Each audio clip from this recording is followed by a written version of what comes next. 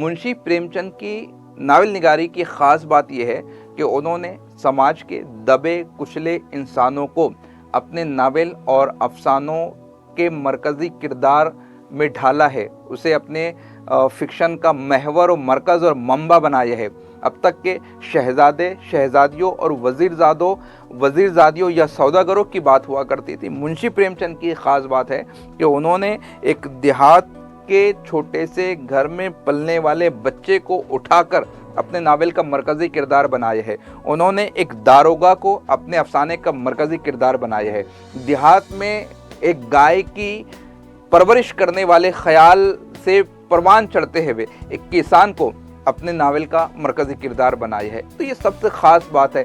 उसलूब की जो बात हमने की थी, नुक्ते निगाह की जो बात हमने की थी, तो यहाँ पर मुंशी प्रेमचंद को वो चीज़ ख़ास बनाती है कि उन्होंने अपने समाज के निचले दबे कुचले तबके से ताल्लुक़ रखने वाले इंसानों को अपने फ़िक्शन का महवर और मरकज़ बनाया है।